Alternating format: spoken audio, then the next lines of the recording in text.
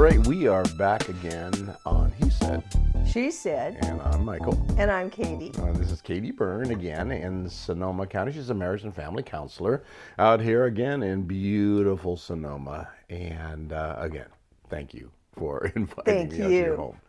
Let's jump right in because, as you said, I left you hanging. You know, we're talking about sex and talking. Story of my life. Yeah, left you hanging. So that's not a good thing. That's a big no. Abandoned again. So let's talk about love. Let's talk about sex. Let's end with love in this podcast. Let's talk about sex and talk about sex addiction. Go ahead and tell us. Okay. About Well, that. you know what I wanted to say, Michael, is when it comes to relationships, when it comes to sex, when it comes to people want love, they want to get along, whether it's sex, money, whatever, and they want to enjoy their love relationships before they die, you know?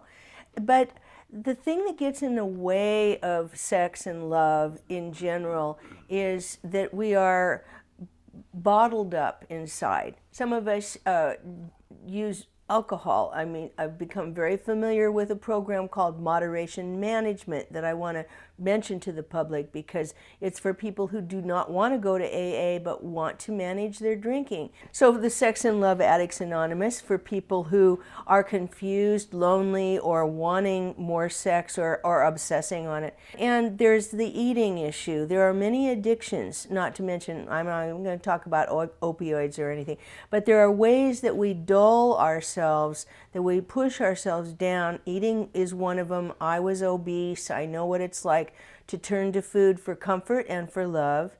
And it's all of these kinds of things get in the way of our connections.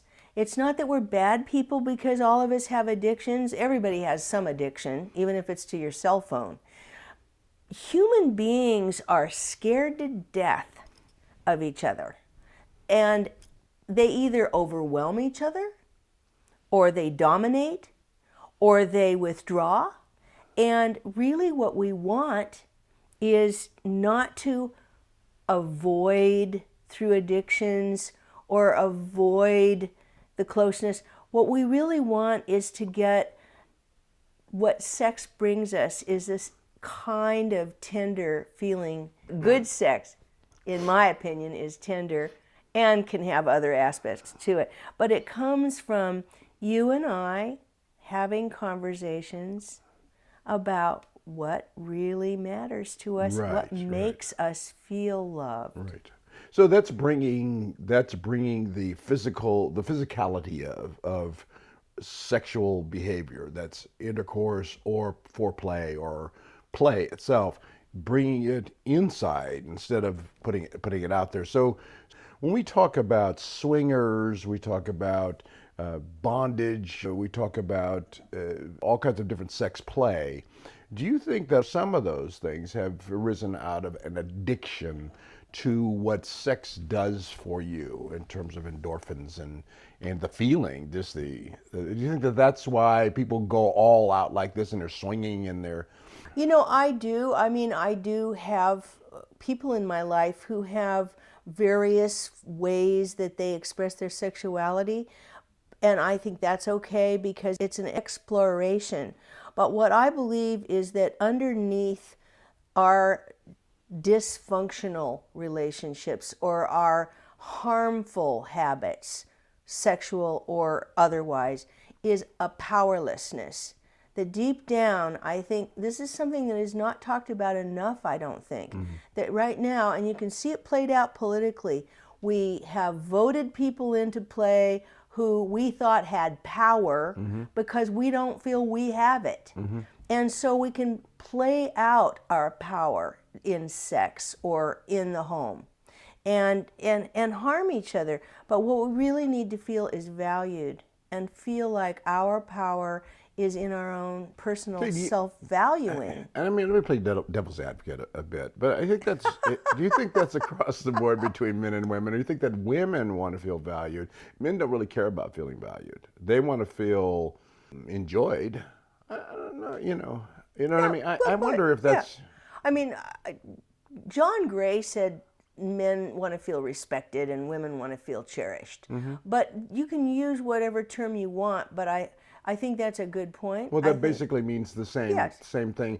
So let's get down to kind of nuts and bolts. I think that if a man is in a relationship with a woman and he is feeling, let's say that this is an average regular guy. He's average, so he's not all that super hot and well endowed like all the superstars in the porn business.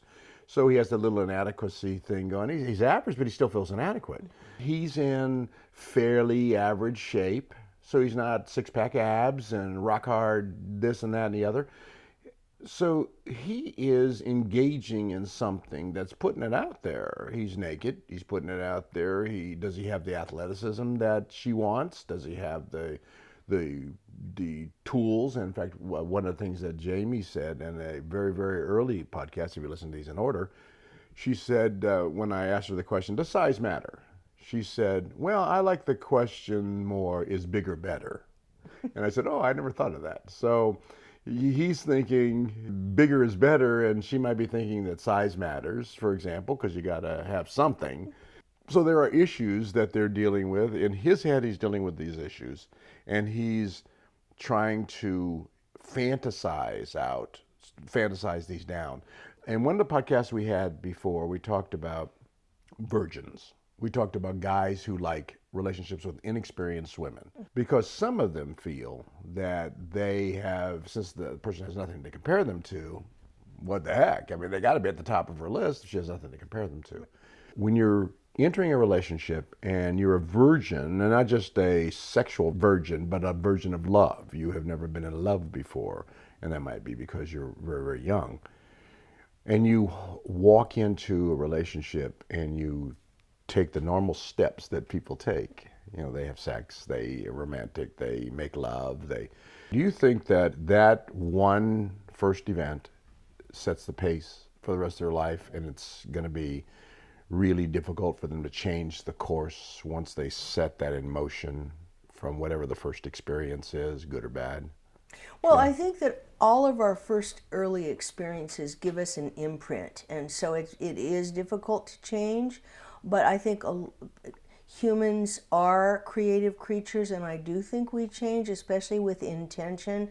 That was something I wanted to say earlier, which is in conversation with a couple, between two people or more, it's very important you say your intention. My intention here is to have a wonderful sex life, and I'm wondering how you feel about my having a small penis. That's a very good point. Or, etc. I knew one couple, he could not get erections and was terrified for years in that marriage that she was unhappy.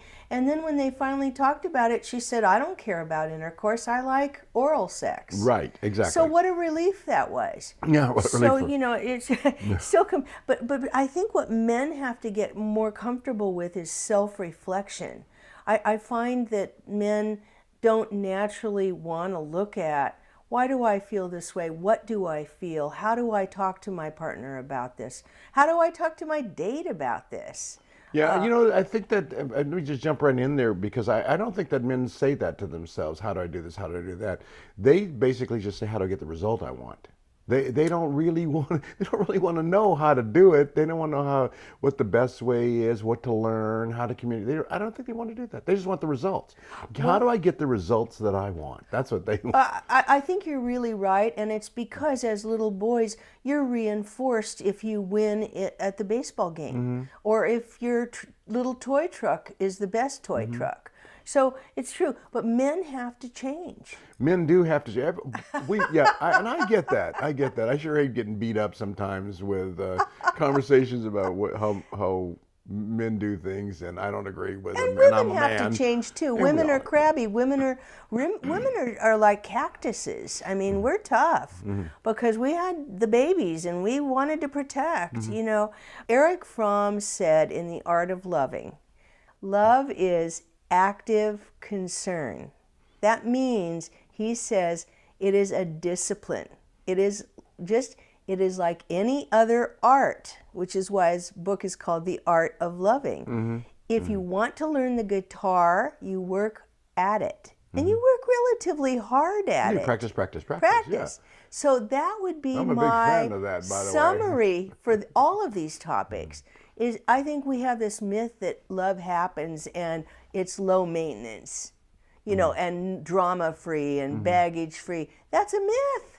Right. That's a very funny thing, because when we've talked about acting out, the act of making love, the act of wooing someone. I hate to use that term wooing. It's something that, what do they use in the 30s? It's okay.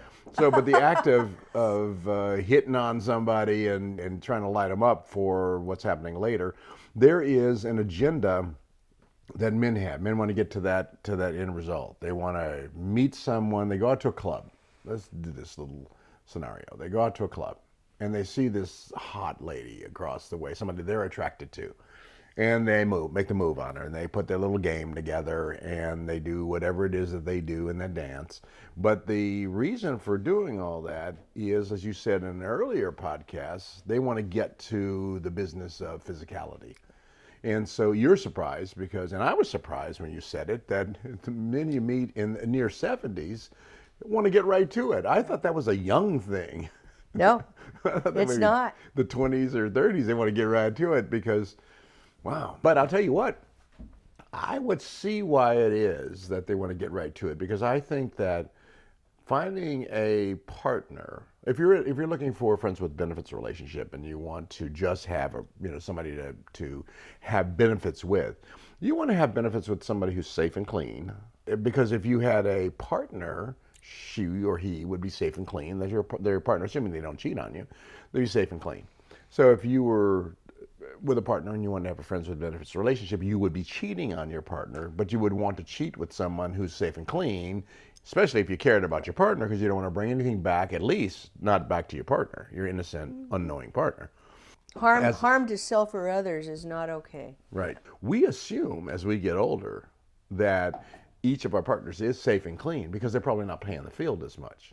So maybe that's the reason why the guys get out there and they're 75 years old, 72 years old, and they see a 69. That's a good point. And they say, well, she's probably not sleeping all around, so let's get busy. So, and I can see that. I can relate to that. You think, well, I want to make sure that we end on a good note when we get to that good note. But first off, I had to ask you this question. A few of the ladies that I interviewed earlier were in their 30s. And then I interviewed a woman who is late 40s. And she told me when she hit 40 years old, man, she went ballistic. All she thought about was sex. And I said, well, I understood that guys reach their peak at 18 and women at 40. So the funny thing is that the ladies who were in their 30s, they were ramping up for that. Right. Because they're starting to get out there. And all of the ladies that I talked with had just come out of a long-term relationship of maybe 12 or so years. So they had relationships that started in their teens or maybe 20 years old. Now they're 36, 37, 38 years old, and they're out of that relationship. So they're out sowing the wild oats.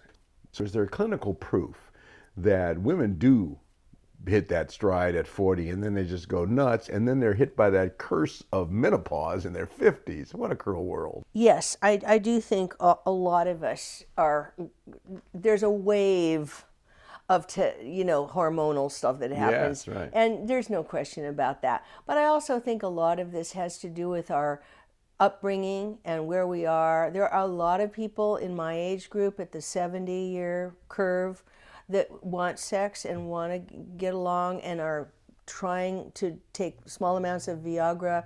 And I have found testosterone to be very powerful for myself.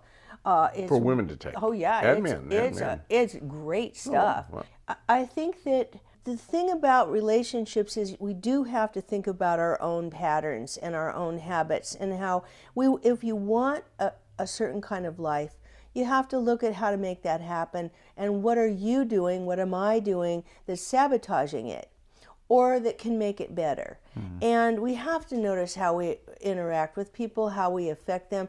But also in dating, what I've found is a lot of people have what I call a broken picker.